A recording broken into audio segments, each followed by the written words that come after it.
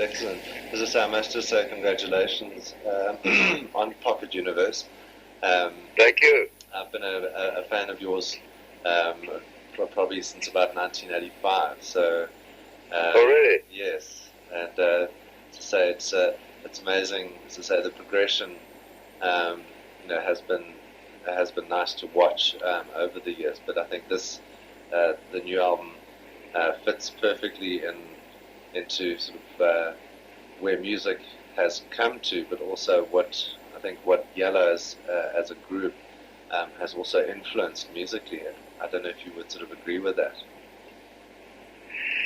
Yes, I mean, I hear people talking about that, and I start believing it. I mean, definitely we used the technologies that are now common sense before they were really available, and we had a sound concept and a rhythm concept which with today's machine became common sense, but when we started 20 years ago was pretty original, and I do believe that a lot of our early albums are now being appreciated by young DJs and by young people who hear what we did back then. Nevertheless, I do not see ourselves as avant-garde or as pioneers of something, whatever. I just see, looking back, that we had no other possibility to do, to make music than the way we made music, because we had this existential feeling or need to express ourselves, Boris and myself, and we did not believe in rock and pop and all the mainstreams of this big phenomena that came from England and the United States. We had to grow our own roots in order to find our own musical identity, and this is basically what we did back then. We did not create avant-garde, we just created ourselves.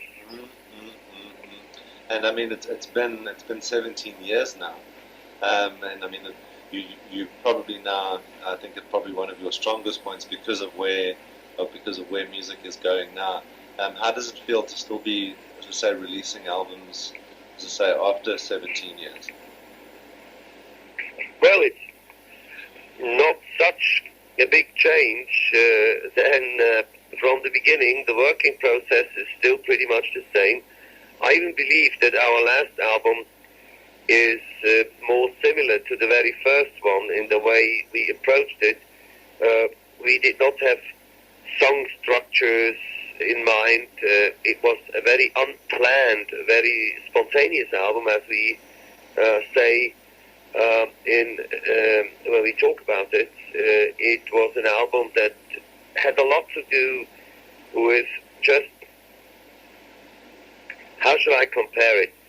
Like it's really like two boys who go together to the beach with the idea to build a castle of sand, and then whatever they find at this beach becomes part of their concept. It's not like planned how this castle should look like.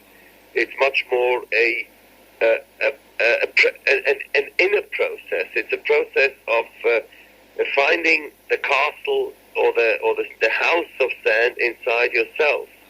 And in the meantime, maybe album 6 or 7, they were more truly orientated also towards a certain commercial impact. You know, once you sold a couple of million albums, whether you want it or not, you become part of a music system, of a music industry, and it's not so easy to get out of this system and to really just do what you like to do. Sure.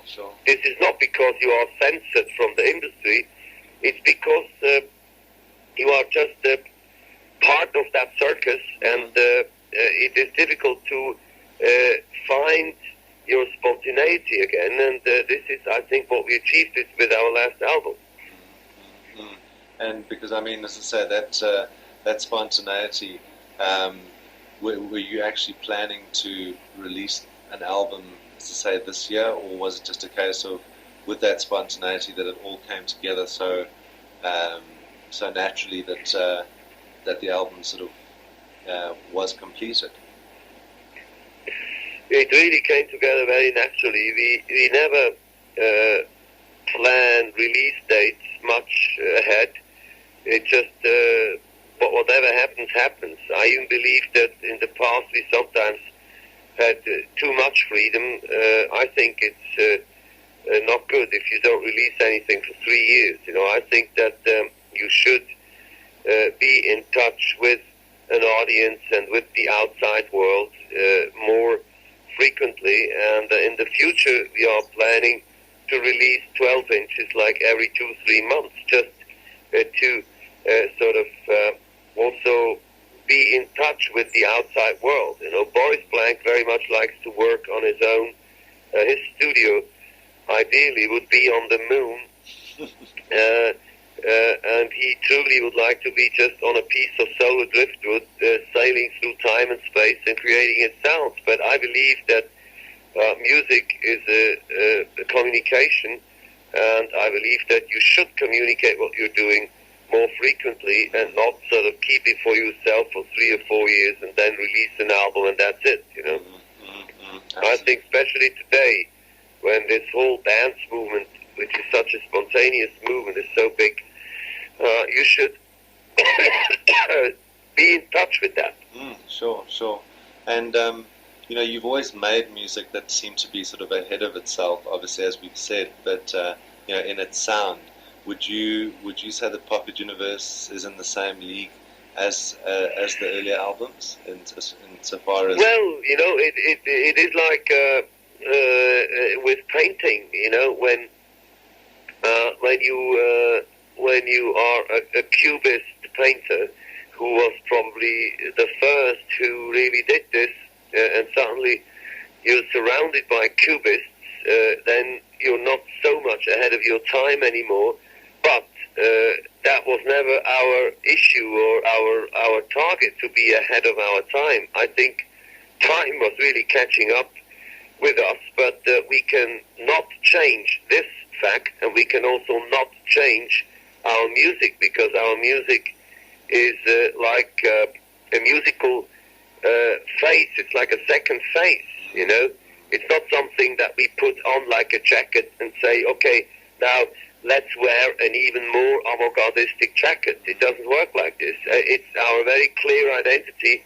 And of course we hope to progress. Of course we hope to reinvent ourselves constantly. But you never know where you really stand. And sometimes you become your own epigon and you become very repetitive and maybe even boring. But this is part of the career of every artist. And the important thing is that you know about these things, and that you don't lie about these things to yourself. But to change it, to influence it sort of intendedly is very difficult. I think you have to allow being driven, being thrown around by just be open to what comes to you, That's our concept, really, but you never know what's happening. Sure. And with your earlier albums and also with Pocket Universe, you weren't taking your influences from what was happening around you as far as rock was concerned and what was happening, as you said, sort of in Europe and in the States. Where did you get this your influences from to create the kind of music that you have created to now? Well, that's a very difficult question. I think Boris Blank especially, he was influenced by everything that sounds on this planet. He was influenced by the sound of diesel engines because he was driving a truck for 10 years.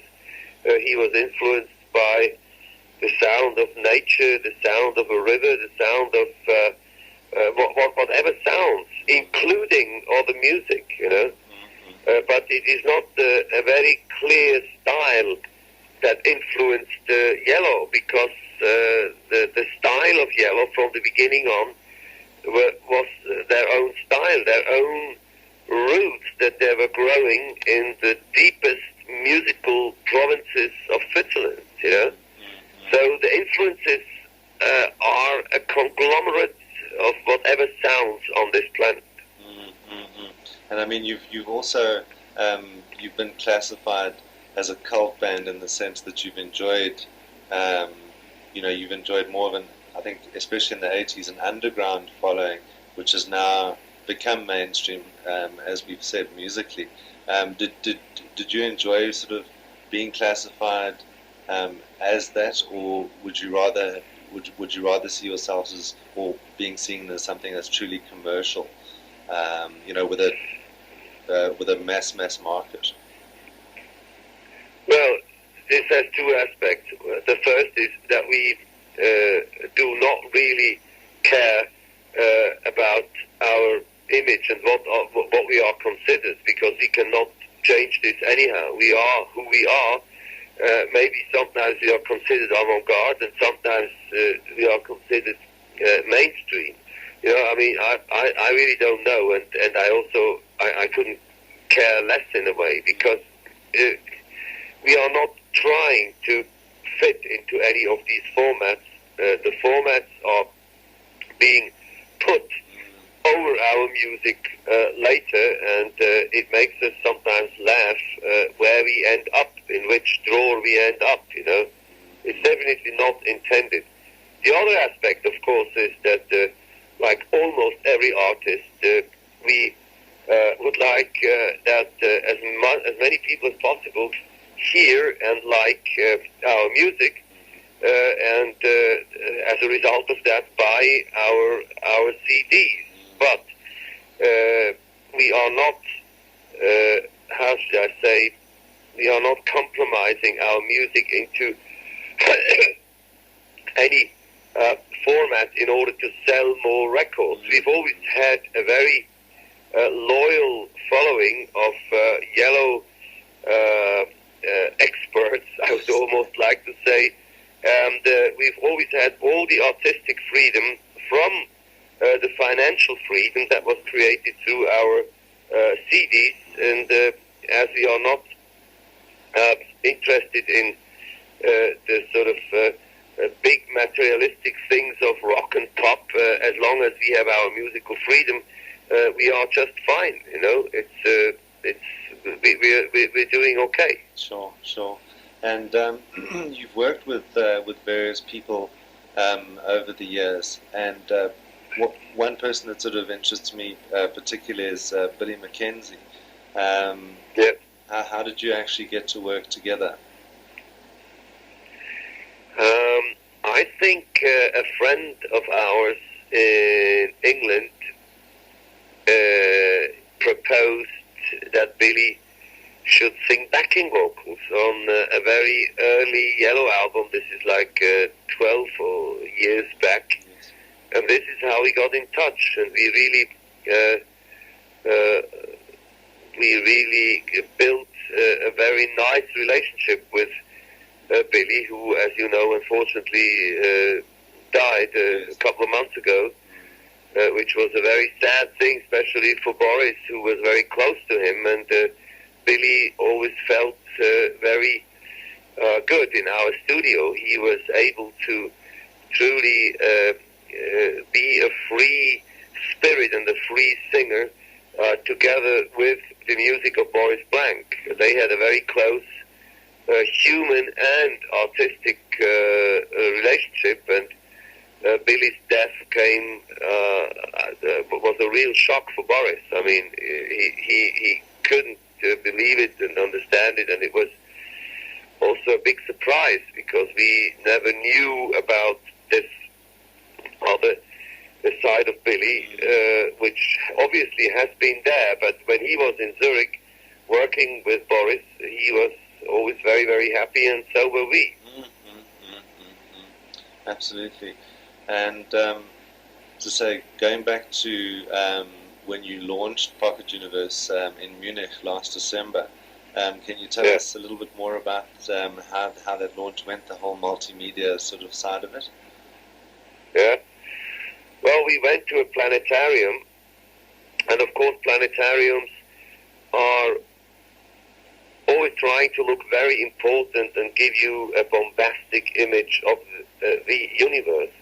And we kind of ridiculed this whole situation by using all kinds of little kitchen tools and household tools that were flying around in space that we made look like spaceships. And so we made the pocket universe of our kitchen and our houses into the real universe. And it was very funny to see the reaction of the audience to the contradiction of this bombastic planetarium, which normally is just full of stars and galaxies and suns, and suddenly you have like screwdrivers and corkscrews and tin openers and little forks and knives and all kinds of things that are highly unimportant. Absolutely. And the show is still on, you know. Uh-huh. It's become a very popular, almost cult thing in Munich, and people go there. It's on every day, twice in the evening. Yello's Pocket Universe, and it became very popular. People go there and have fun. Yeah, it would be actually quite interesting if you put that on video. You know, for people that, you know, obviously outside of Munich and the rest of the world, I'm sure it would make for some good viewing. Yeah. Mm-hmm. And you were saying earlier that you are on your way to LA. What is actually what will you be doing there? Well, I'm working on a fantasy film, on a big feature called The Light Maker, for which I created a whole post-production sound design studio, because this movie is very sound and music driven. It's a fairy tale, a modern fairy tale, and we work on this thing for a couple of years already. In the meantime, we have a big studio around that film, just to finish that film, which later will be used to create soundtracks and sound designs for other movies. But right now, this film, of course, is our main priority. It's the first big Yello feature, and it will be finished in the end of August. Oh, great. Okay. And is this where you are moving to? Sort of ultimately, do you sort of see that becoming a? No, I travel between Zurich, Buenos Aires, and Los Angeles almost every month. Really? Yeah. Okay. And to say, if I could ask you one last favor, if I may, Dieter. Yeah. This interview is going to be going out on a show that I do for college radio. Would you be able? Yeah. Would you do an ID for me? No problem at all. Okay. So what's the idea? The name of the show is The Cutting Edge. So. The Cutting Edge. Correct. Yeah. So you could just say, hi, this is Dieter Meier from Yello, and you're listening to The Cutting Edge, something like that. Okay, no problem. No, not your name. Well, you can do. So it's my name is Jason. My surname is Curtis. Curtis. That's right. Okay, so here we go. Yes, whenever you're ready. I'm ready. My name is Dieter Meier from Yello, and you're listening to Curtis on The Cutting Edge. Thank you very much. I appreciate that. Pleasure. And so congratulations again on the album. Thank you. You are, well, you do enjoy, I think, still at this point, a cult following in South Africa. But yeah, I hear so, yeah. I mean, that's one of the countries that I've never been in my life, and that's on my priority list. I want to be there, the sooner the better. Yes, and as I said, there's a lot happening here musically, so I think you could actually probably come across and do some interesting interpretations of what we are doing down Yeah. there. Yeah. Yeah. Wonderful. Okay, Curtis. Thank you very, very much. All the best, and I hope to see you soon. Lovely. Have a good weekend. Thank you. Bye-bye. Bye-bye.